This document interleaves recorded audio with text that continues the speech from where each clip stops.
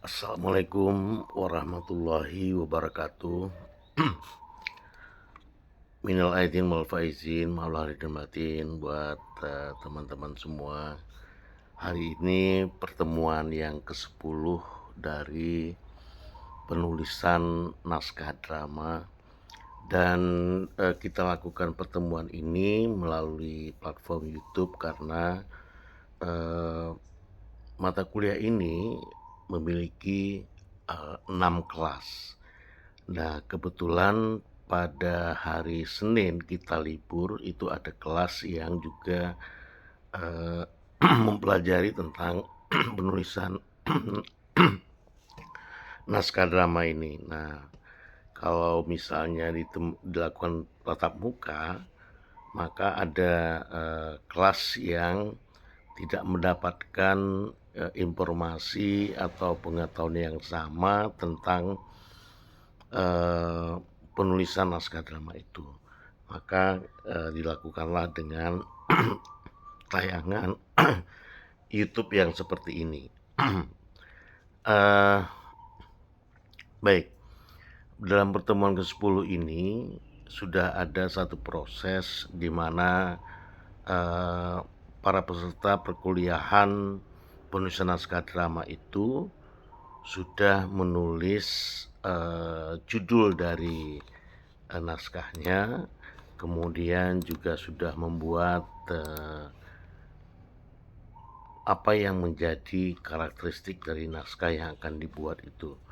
Jadi misalnya saya ambil contoh dari naskah yang dibuat oleh teman kita ini dengan judul Cinta di Ujung Hujan misalnya. Nah, di sini sudah ada ringkasan cerita.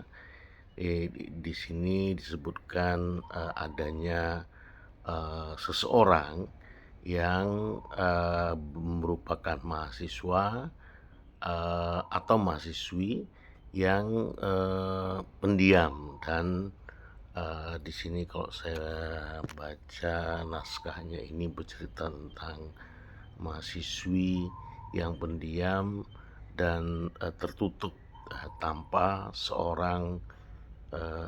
sengaja bertemu dengan mahasiswa arsitektur yang penuh semangat ya. Jadi ada satu karakter diametral antara yang pendiam dan yang penuh semangat atau yang ekstrovert dengan introvert. Nah, ini tentu satu naskah yang sudah jelas memiliki satu karakteristik tertentu. Kemudian juga ingin saya tunjukkan juga ada satu naskah lagi yang ditulis oleh peserta perkuliahan penulisan naskah drama ini berjudul Tikus Kuno misalnya. Nah, naskah ini bercerita atau hendak mengungkapkan tentang kisah kelam di masa kerja Rodi pada era pemerintahan Gubernur Jenderal Dendels. Di sini disebutkan cerita dimulai dengan para pekerja yang pasrah menanti perintah di lokasi proyek pembangunan dari Jalan Anyer Panaruan. Nah, kemudian gubernur setempat datang memberi instruksi dengan penuh wibawa, namun di balik itu tersembunyi niat-niat busuk. Nah, ini yang ingin diungkapkan dalam satu naskah drama. Nah, di sini juga disebutkan saat Dendels mengunjungi proyek dan memberikan upah untuk para pekerja, semangat mereka kemudian bangkit ya. Namun harapan itu sirna ketika gubernur menyalahgunakan kepercayaan dengan menyembunyikan upah dan menyiksa pekerja yang berani bertanya. Kekerasan menjadi alat untuk membungkam para pekerja yang menuntut keadilan. Nah, ini sudah ada beberapa adegan-adegan yang hendak dituliskan. Nah, itulah salah satu contoh dari naskah yang ditulis untuk mata kuliah penulisan naskah drama. Nah,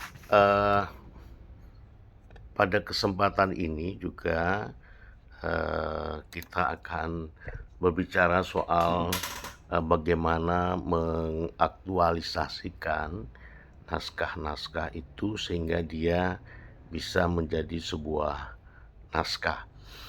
Ada beberapa hal yang harus kita pikirkan ketika kita membuat sebuah naskah drama itu.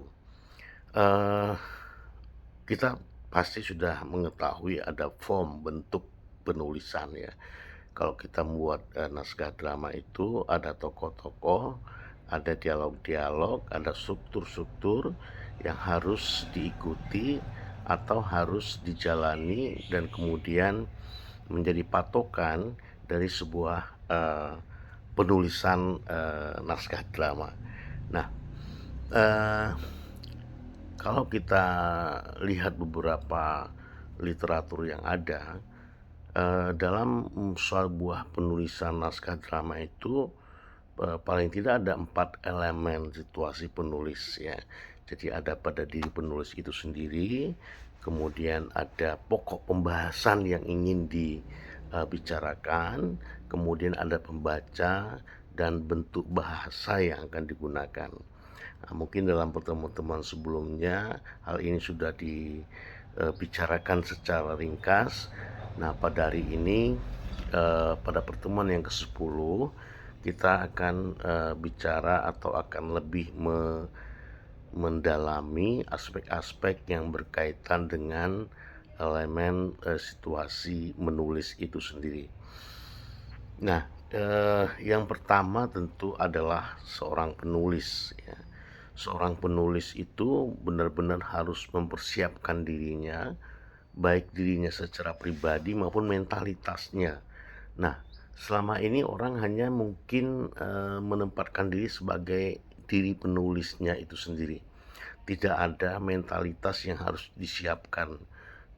Apa itu mentalitas yang harus disiapkan?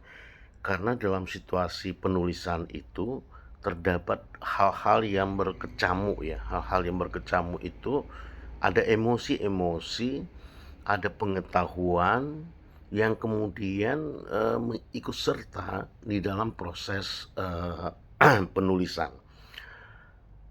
Emosi-emosi itu harus benar-benar eh, masuk atau muncul di dalam proses penulisan. Misalnya tadi kita lihat ada cerita yang akan dibuat tentang eh, orang yang introvert dan orang yang ekstrovert. Nah, ini harus ada emosi yang kemudian bisa dituangkan bagaimana pribadi yang introvert itu dan bagaimana pribadi yang ekstrovert itu. Nah, semuanya itu harus dikaji secara mendalam. Jadi tidak bisa hanya sekedar apa yang terlihat saja. Jadi misalnya orang selalu mengatakan introvert itu pendiam, menyendiri, atau dia tidak banyak bicara. Nah, itu tentunya harus didalami secara lebih spesifik. Jika seseorang itu introvert, dia disebut sebagai pendiam. Pendiam itu karena dia tidak mampu bicara, atau dia tidak punya pengetahuan, atau dia memang tidak ingin apa yang dia ungkapkan itu akan menyinggung perasaan orang lain.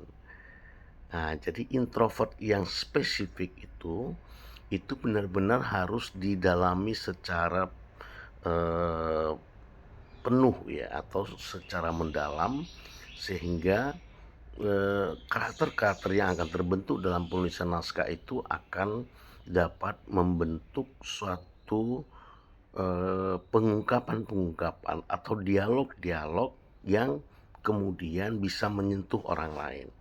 atau menyentuh pembacanya. Nah, ini harus dilakukan oleh seorang penulis naskah drama. Dia tidak hanya sekedar mengungkapkan kejadian, fakta-fakta yang kemudian dia eh, kelola menjadi sebuah peristiwa yang eh, bisa menjadi orang lain itu merasa bagian dari peristiwa itu. Nah, ini yang kadang-kadang seorang penulis itu tidak menyiapkan mentalnya untuk bertarung dalam pengungkapan emosional tokoh, sehingga seorang tokoh itu hanya berada dalam satu sisi yang sempit. Apa itu sisi yang sempit?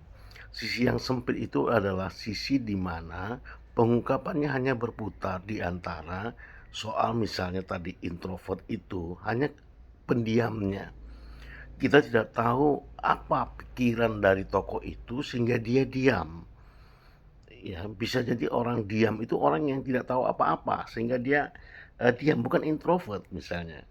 Nah, kemudian orang ekstrovert, ekstrovert itu orang penuh semangat, penuh gairah, selalu bergerak ke sana kemari, kemudian dia bisa mengungkapkan apa saja yang dia temukan. Itu juga harus dilihat aspek-aspek yang terkandung dalam eh, jiwa ekstrovert seseorang. Apakah itu kompensasi misalnya? Jadi hanya kompensasi karena mungkin di lingkungan keluarga atau lingkungan sosialnya itu kemudian menuntut dirinya untuk segera bergerak. Ya, misalnya ya kalau di Surabaya misalnya, ya area-area Surabaya itu ya ya penuh penuh gairah, penuh semangat dan cenderung ekstrovert gitu. Nah, ini yang harus didalami betul oleh seorang penulis naskah drama. Jangan sampai hanya berada pada titik sempit dari pembangunan karakter yang ada pada tokoh-tokohnya. Nah, ini peran penulis yang harus bisa menempatkan dirinya di eh, ruang yang tepat dan di posisi yang dibutuhkan untuk penulisan naskah drama itu. Dalam konteks empat elemen situasi penulisan itu, nah seorang penulis juga harus mampu untuk menyediakan dirinya dalam waktu yang cukup untuk menulis. Jadi tidak bisa orang menyiapkan satu penulisan itu dia tidak punya ruang yang cukup. Nah, ruang cukup itu bukan soal tempat saja, tapi juga bagaimana keadaan di sekitarnya itu mendukung. Jadi misalnya banyak penulis itu kalau dia menulis masuk ke dalam sebuah ruangan yang sunyi, yang kemudian dia bisa punya kesempatan untuk membangun imajinasi yang cukup, melamun ya. Jadi ada juga tokoh yang masuk dalam ruangan dia punya kesempatan berimajinasi dengan membangun lamunan-lamunan tentang apa yang terjadi di sekitarnya. Dia kemudian mencoba melupakan dirinya, kemudian dia masuk dalam situasi yang ingin dia ceritakan. Nah, tadi ada 3 sampel uh, rancangan penulisan naskah drama dari beberapa mahasiswa penulisan naskah drama. Nah, kemudian misalnya di cerita yang kedua tentang bagaimana kekerasan dan ketidakadilan Dendels dalam kerja Rodi di era yang tentunya di era ini kita harus pahami betul apa situasi yang menyebabkan kerja Rodi itu terjadi. Apakah itu hanya sekedar pembangunan jalan, penyiapan sarana transportasi, atau mungkin ada yang lain, misalnya jalan itu memang jalan yang memiliki aspek-aspek ekonomi. Nah, sekarang ini kita tahu bahwa di Indonesia pembangunan jalan itu akan lebih baik jika dia memiliki aspek ekonomi yang tinggi. Nah, kalau di era Dendels itu mungkin adalah kebutuhan untuk eh, penyaluran atau pendistribusian atau pengambilan rempah-rempah yang dibutuhkan oleh eh, penjajah pada masa itu gitu ya. Sederhananya mungkin begitu. Nah, disinilah penulis harus punya bahan bacaan yang cukup ya. Jadi jangan hanya sekedar melihat kerja Rodinya saja, tapi bagaimana kerja Rodi itu menyiksa, nah, gitu ya. Jadi dalam konteks kerja Rodi itu ada siksaan. Nah, siksaan itu bukan hanya siksaan fisik untuk bekerja lebih keras, tapi siksaan ketidakadilan, upah yang mungkin tidak mencukupi atau upah yang kalau dalam naskah yang akan dibuat itu disebut ada korup di dalamnya, ada korupsi. Sehingga upah itu tidak sampai kepada pekerja dalam jumlah yang sebenarnya atau yang diinginkan. Nah, inilah sebenarnya bacaan-bacaan yang cukup harus dimiliki oleh penulis untuk bisa menyerap eh, karakteristik dari tokoh-tokoh yang akan dijadikan eh, pelaku dalam sebuah penulisan naskah drama.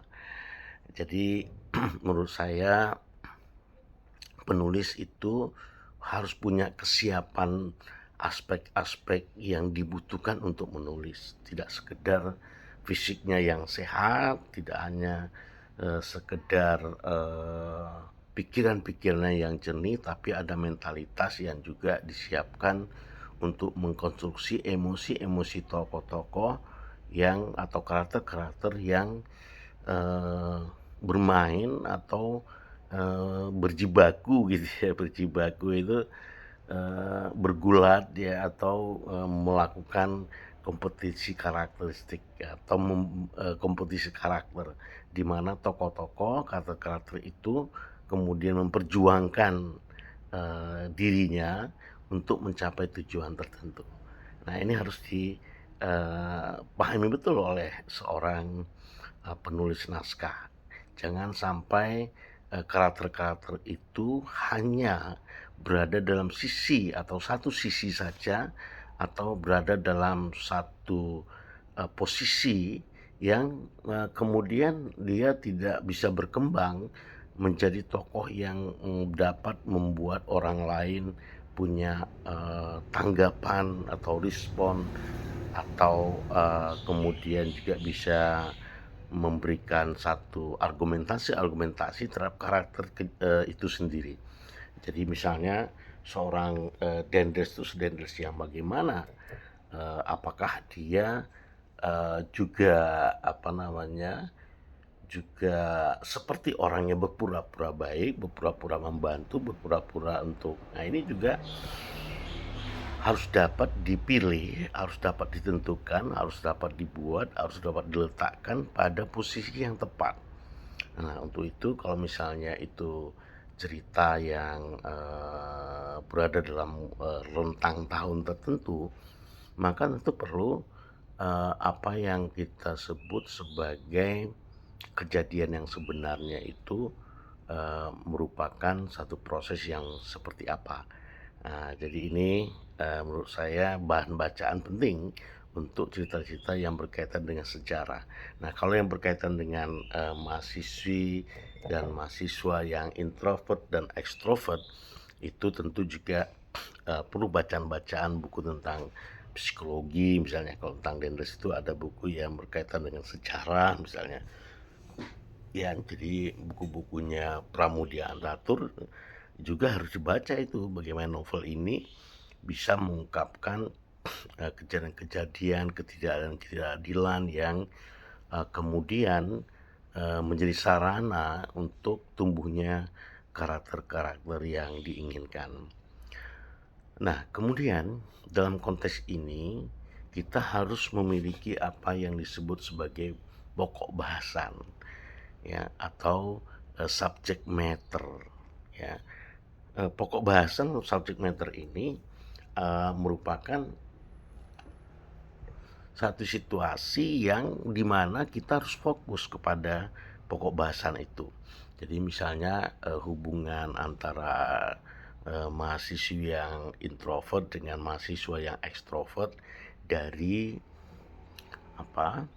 Dari posisi studi yang berbeda, satu senda tasik misalnya, satu lagi arsitektur. Nah, ini juga harus kita pahami karakter-karakter dari studi-studi itu, ya. Eh, Kalau studinya itu studi drama tari musik misalnya, dia introvert, dia tentu di satu sisi ada kesulitan-kesulitan studi yang akan dihadapi, ya, karena studi di seni pertunjukan pada umumnya itu menuntut orang untuk bersemangat, menuntut orang untuk punya pergaulan, menuntut orang untuk bisa berkomunikasi dengan orang lain.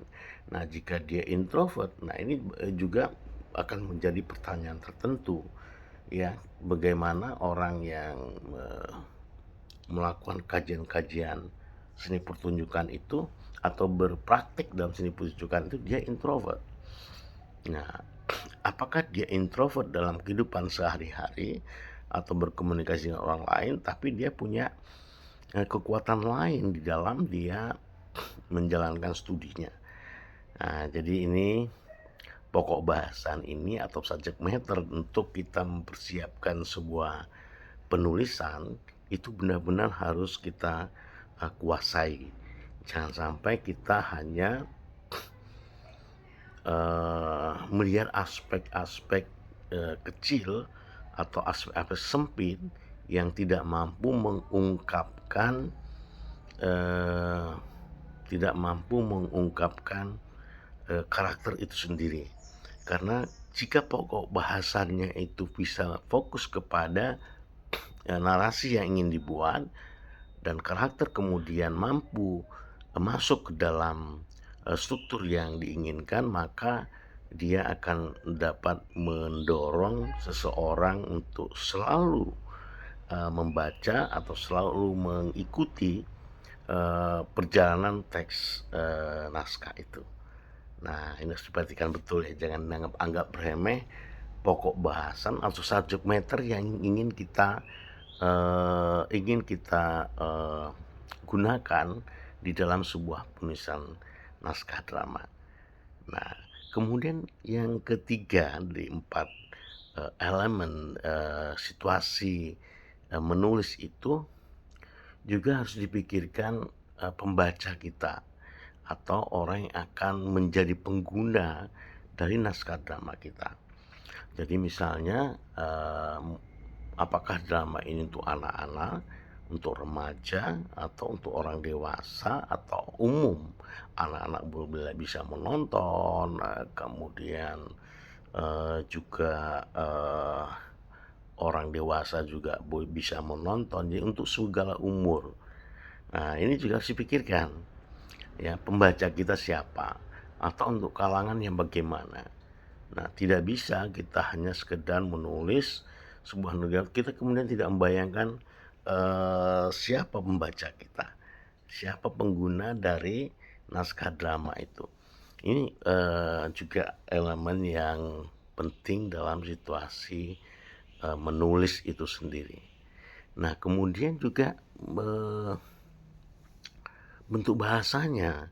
Apakah kita ingin membuat bahasa yang cair gitu ya, tidak kaku, kemudian kita ingin membuatnya itu mungkin lebih kelihatan formal ya, atau kita menggabungkan keduanya. Jadi satu sisi kita akan membuat satu yang cair, tapi juga satu sisi juga sesuatu yang formal ya. Nah, semua naskah saya pikir itu bisa terjadi, walaupun dia dalam genre yang mungkin tragedi atau mungkin juga komedi, tapi dia punya punya satu gambaran tentang kejadian yang dapat dibangun dengan pencarian situasi. Jadi misalnya, eee, anak yang introvert dan extrovert, bisa jadi tiba-tiba mereka, mempermainkan situasi di mana mereka berhadapan dengan hal-hal yang remeh, yang lucu, yang mungkin tidak tidak banyak diperhatikan oleh orang lain. Nah, jadi hal-hal semacam itu harus diperhatikan. Jadi aspek-aspek yang dapat mendorong sesuatu karakter bisa memahami atau bisa melakukan sesuatu yang dapat membuat orang lain terkejut, terkesima gitu ya, membuat orang lain itu kemudian bertanya-tanya ya, bertanya-tanya, "Ada apa ya? Mengapa ya?" Jadi ini yang menurut saya dalam proses penulisan itu harus diperhatikan juga. Jadi tidak sekedar membuat percakapan yang formal, tetapi ada situasi yang membuat kita bisa mencairkan situasi, mencairkan eee suasananya gitu ya. Nah ini, saya pikir juga perlu untuk diperhatikan atau perlu juga untuk, eee, kita jadikan, tolok ukur di dalam sebuah, penulisan. Ya sambil berkuliah ini kita sambil ngopi ya. Ya, eee, mungkin, suasana lebaran yang lalu banyak suasana yang menyenangkan, banyak suasana yang mengharukan mungkin ya, ketemu-ketemu teman-teman lama. Nah, itu juga bisa menjadi, situasi pikiran kita di dalam menulis sebuah naskah drama. Nah, saya pikir, mahasiswa yang sudah sudah mudik gitu ya, yang terutama yang berada di luar Surabaya ya.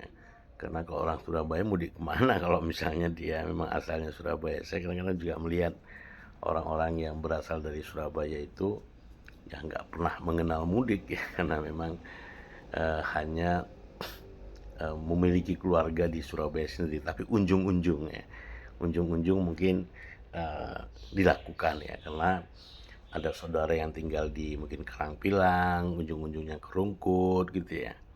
Oke, ini selingan aja ya, selingan bahwa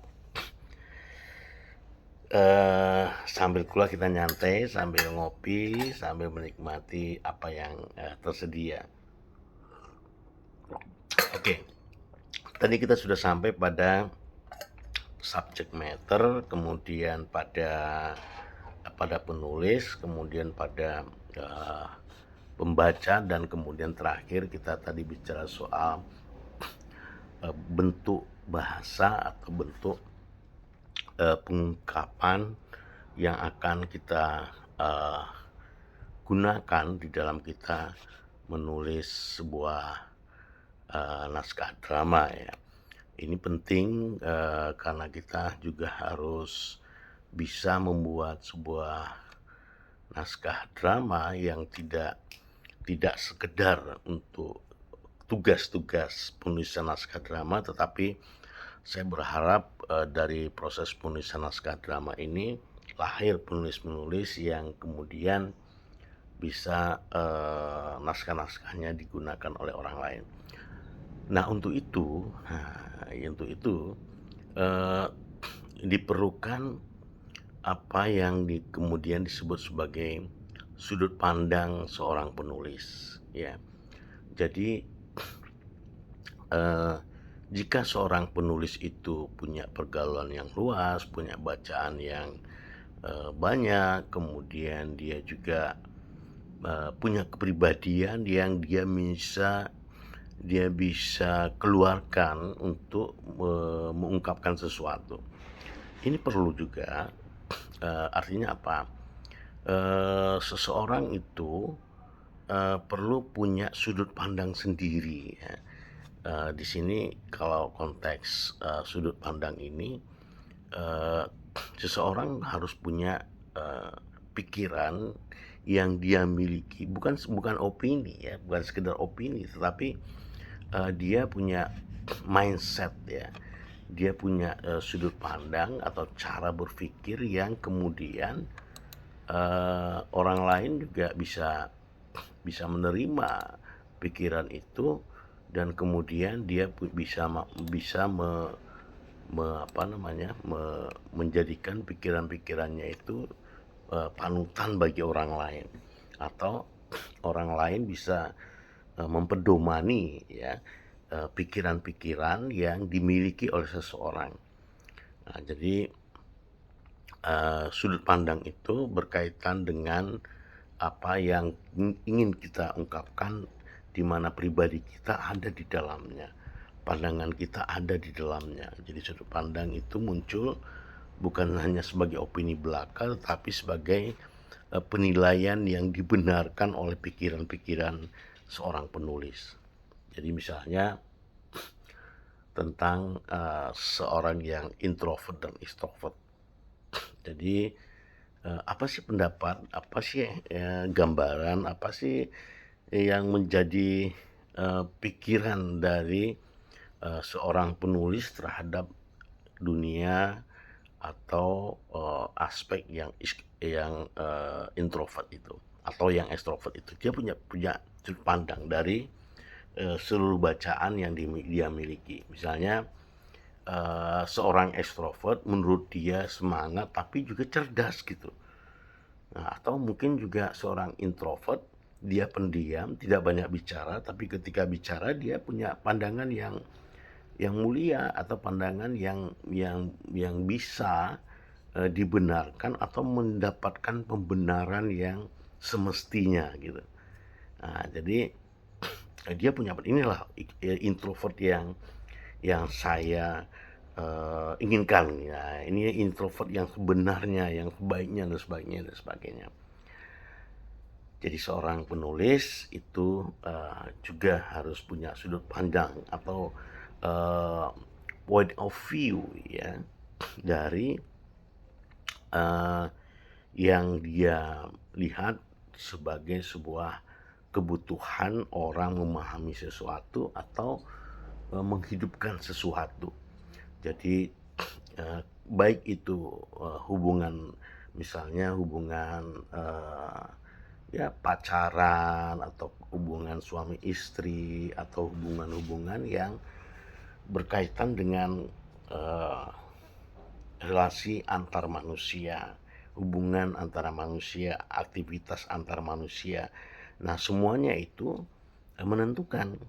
Nah, inilah menurut saya seorang penulis harus bisa mengungkapkan pendapatnya atau pikirannya atau point of view-nya atau sudut pandang dia terhadap karakter yang dia ingin uh, ungkapkan kebenarannya gitu. Nah, ini harus dilakukan. Nah, kemudian juga seorang penulis juga harus memiliki satu gambaran yang komprehensif gitu. Jadi dia tidak kerdil, tidak sempit seperti yang kita ungkapkan di awal tadi. Tidak kerdil, tidak sempit, dan terutama tentu tidak ini ya, tidak tidak menyalahi di mana kita melakukan pertentangan suku, agama, ras, golongan gitu ya. Ini juga tentu akan penting ya. Jangan sampai kita menyakiti suku yang lain, agama yang lain, atau golongan-golongan yang lain, atau ras yang lain. Ini juga penting. Jadi menurut saya memang penulisan naskah drama itu memperhatikan aspek-aspek sara gitu ya, suku, agama, ras, dan antar golongan. Jadi kita jangan sampai terlibat di dalam dunia yang saling menyalahkan atau menghinakan lah ya. Kalau menyalahkan tuh mungkin kalau memang salah ya harus disalahkan, tapi penghinaan, merendahkan martabat budaya tertentu, itu menurut saya eee, tidak dibenarkan ya, jangan sampai terjadi.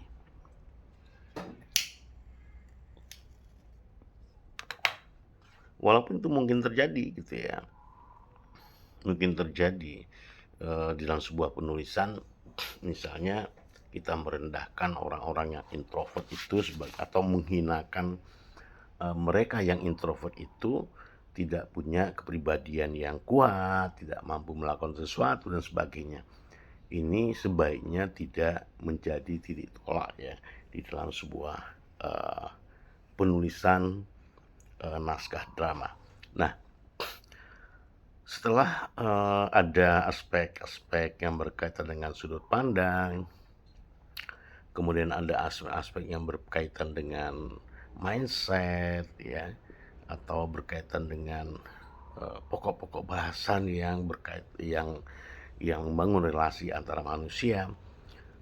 Saya pikir juga perlu seorang, eee, penulis itu mengapresiasi kejadian-kejadian di sekitarnya. Ya, apa itu mengapresiasi kejadian di sekitarnya? Kita juga harus membangkitkan, eee, situasi kehidupan yang sulit menjadi mudah, kehidupan yang penuh tekanan, bagaimana dia kemudian eee, dapat hidup, dapat tumbuh untuk menghadapi situasi yang ada, atau mungkin ketidakadilan ya seperti yang digambarkan oleh salah satu naskah yang ingin membicarakan soal ketidakadilan di era kerja paksa, Dendels misalnya. Nah ini mungkin juga bisa kita, lihat dari aspek ketidakadilan yang terjadi sekarang. Nah, jadi walaupun di era, Dendels, kita mungkin dapat melihat bagaimana emosi masyarakat ketika itu terjadi di era sekarang. Jadi kalau di era Dendels itu tadi ada naskah yang ingin bercerita tentang, korup yang terjadi, jadi pengupahan yang tidak semestinya, mungkin juga di era sekarang itu terjadi ya. Di era sekarang, korup itu juga, sangat terang-terangan gitu ya.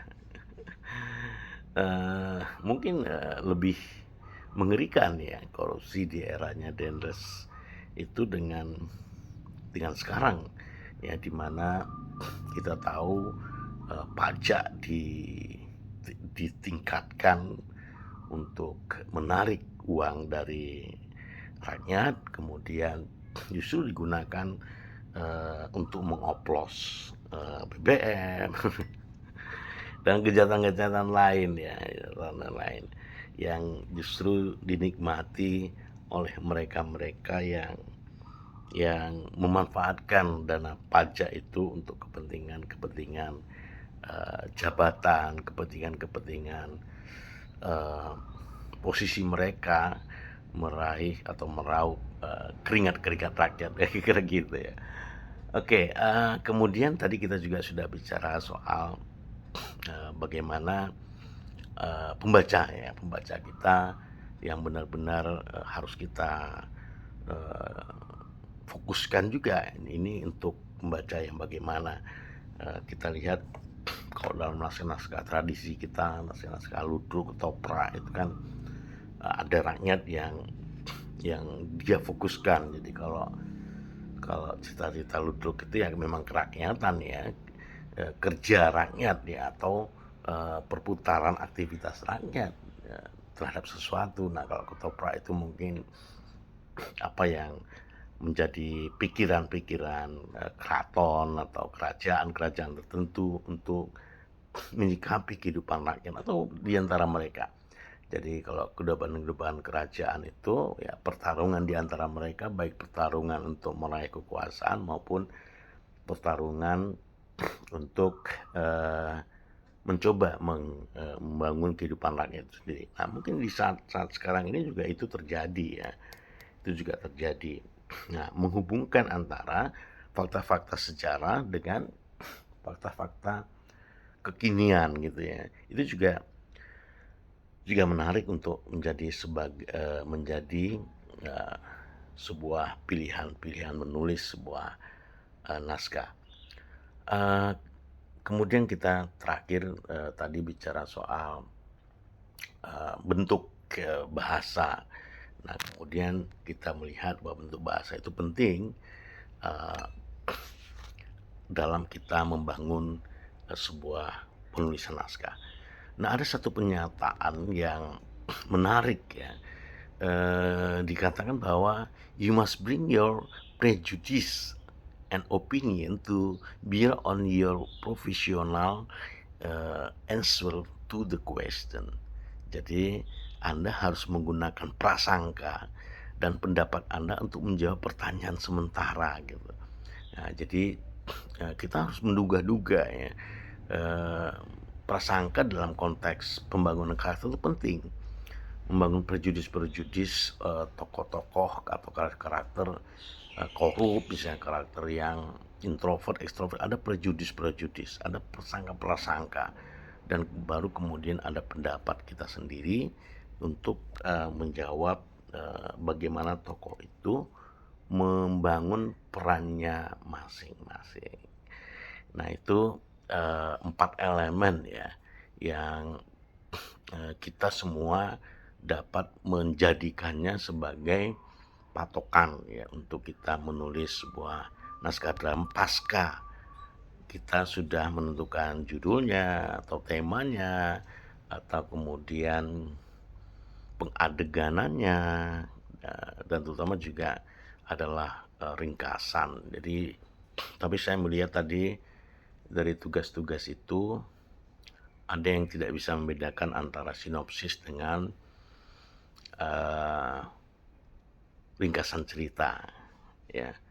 Jadi tema juga sebagian belum ada yang mencoba menanamkan tematik ya. Jadi menurut saya perlu juga ya ditanamkan tematiknya dari beberapa tugas UTS ya, yang hanya untuk membuat judul, tema, kemudian plotting adegan, nama tokoh-tokoh gitu ya.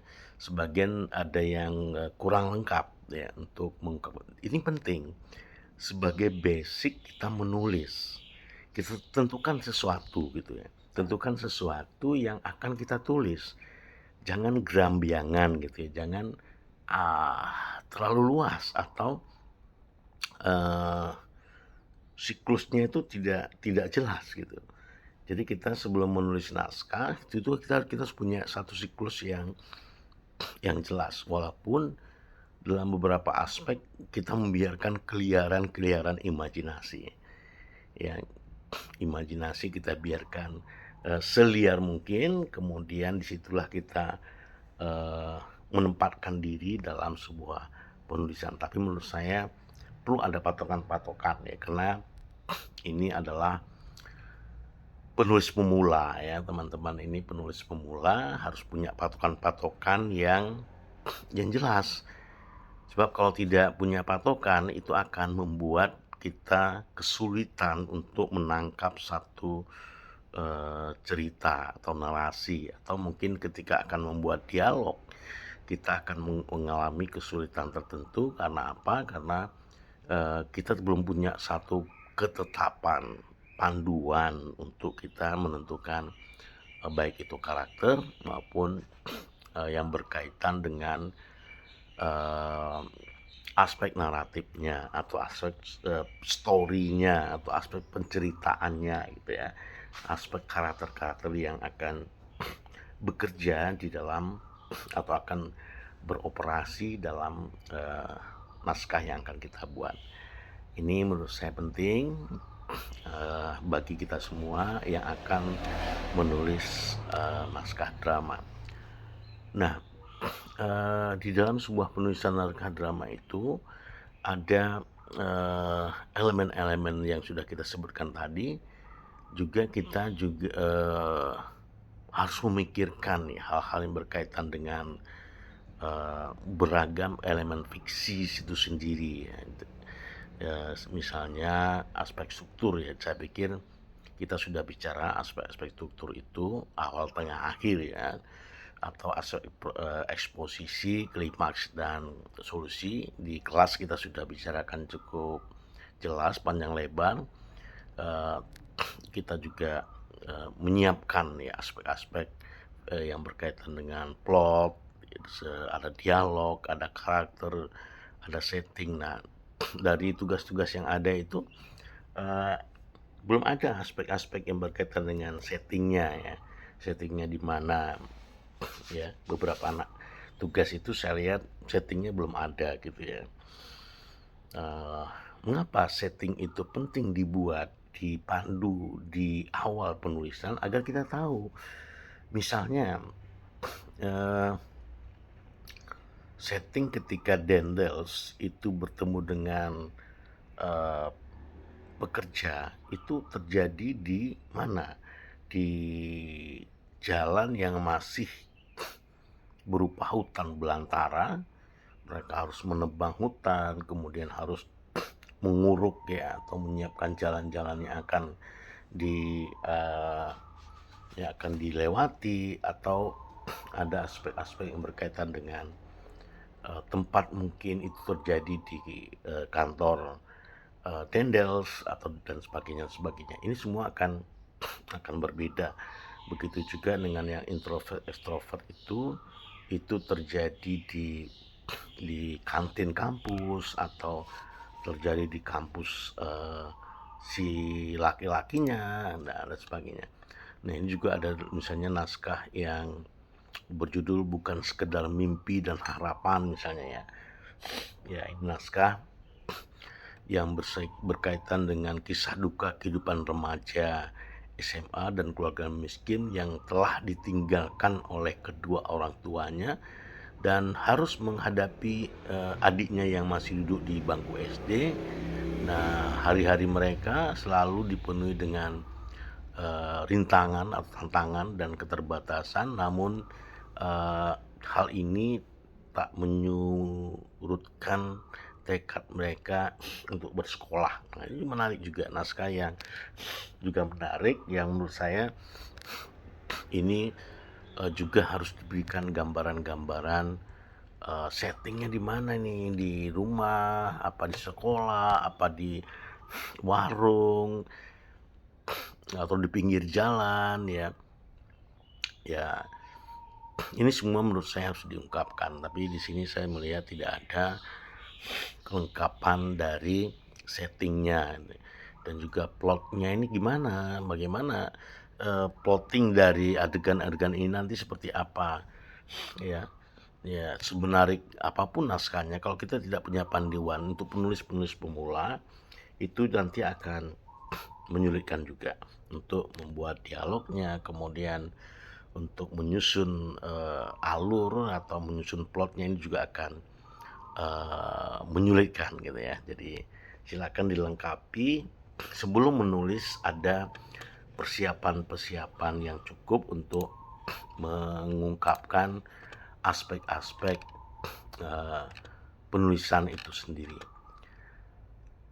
Nah, kemudian juga selanjutnya ini kita juga akan bercerita atau akan mengungkapkan ada seorang tokoh bernama Maurice Glassman. Dia seperti yang mungkin saya sempat singgung sedikit tadi, dia ini lebih menggunakan melamun ya, untuk kemudian mencoba untuk menemukan bahasa ataupun menemukan narasi yang dia inginkan. Dia menyebutkan bahwa saya menghabiskan banyak waktu dengan melamun. Itulah salah satu cara saya mendapatkan ide dan salah satu alasan saya suka menjadi penulis ya. Nah, ini juga ini hanya sekedar metodologi ya. Ini sekedar metode atau sekedar karakter dari penulis ya. Ada yang penulis itu ya dengan cara melamun dia mendapatkan ide dan bisa membangun konstruksi percakapan atau dialog. Ada juga yang justru dia harus menghadiri atau datang ke tempat-tempat umum untuk melihat karakter dari orang-orang di sekitarnya. Ini yang yang juga perlu kita perhatikan. Seperti yang dikatakan oleh Morris tadi bahwa dia juga menghabiskan waktu berhari-hari untuk masuk ke dalam sebuah ruangan, dan di situ dia uh, mencoba untuk menempatkan dirinya pada posisi di luar dari dirinya. Jadi dia mengimajinasikan orang-orang di sekitarnya, kemudian dia menulis. Dia mengatakan begini, sebagai penulis Anda sering berada dalam ruangan tapi tidak pernah membosankan karena Anda banyak keluar untuk berimajinasi. Artinya apa? Orang banyak membangun ya, mengkonstruksi sesuatu yang dia bayangkan sebagai sebuah kejadian yang sebenarnya. Jadi dia berusaha untuk masuk ke dunia lain ya, dunia yang ada di sekitarnya, dan dia merasa itu adalah dunia yang seharusnya terjadi. Nah, kemudian dia juga mengatakan bahwa dia itu Morris ini ya, dia itu menulis naskah drama dengan mencoba untuk melihat kejadian-kejadian yang nyata di sekitarnya. Jadi seperti tadi Dendels tadi ya, kejadian nyata soal korupsi gitu ya. Jadi bagaimana Dendels itu mungkin bahasanya bahasa sekarang ya. Jadi mungkin dulu Dendels itu nggak ada kata dasmu gitu ya. Sekarang ini ada kata dasmu gitu ya. Saya kadang-kadang melihat situasi sosial politik kita sekarang ini, benar-benar situasi sosial politik yang cengeng dan apa ya, tirani ya. Jadi kalau ada demonstrasi Indonesia gelap, ditanggapi ya dirimu yang gelap gitu, dasmu. Aduh, Indonesia ini memang dunia negara yang unik ya. Tapi biarkanlah itu satu peristiwa lain ya. Dan tapi menurut saya peristiwa semacam itu juga bisa ya menjadi langkah penulisan ya. Jadi kita tidak sekedar ya menulis, tapi kemudian ada apa ya, ada fakta sosial yang saat ini terjadi gitu ya. Dan kita bisa lihat di media-media sosial, kita bisa melihat di apa namanya, media-media Tempo, Detik ya. Kalau saya lihat di situ banyak sekali pemberitaan-pemberitaan yang aktual, yang analitik gitu ya. Jadi ada soal suka tidak suka itu soal lain ya. Suka dengan medianya atau tidak itu mungkin soal lain ya. Atau kebenaran apa, saya pikir itu bisa dibuktikan dengan cara-cara yang lebih elegan. Baik, untuk hari ini pertemuan kita itu berkaitan dengan mempersiapkan sebuah percakapan atau dialog di dalam penulisan naskah drama itu, di mana sudah disiapkan bahan-bahannya oleh teman-teman semua, oleh para penulis naskah drama di mata kuliah ini. Dan kemudian pada saat ini adalah waktunya untuk menulis. Nah, jadi kalau ada kesulitan-kesulitan silakan disampaikan, dan kita akan pecahkan dengan cara yang lebih tepat, mudah, dan menyenangkan gitu ya. Baik ya teman-teman, untuk mata kuliah penulisan naskah ini saya lakukan secara daring karena ada hari di mana mata kuliah kelas lain tidak melakukan tatap muka karena masih liburan, dan sementara ada kelas lain yang harus menyesuaikan diri dengan hari yang tidak jatuh pada hari libur. Terima kasih teman-teman semua, saya menunggu pertanyaan-pertanyaan yang menjadi kesulitan dari teman-teman semua untuk menulis. Silakan, sampaikan dan saya akan membantu untuk memecahkan masalah-masalah itu.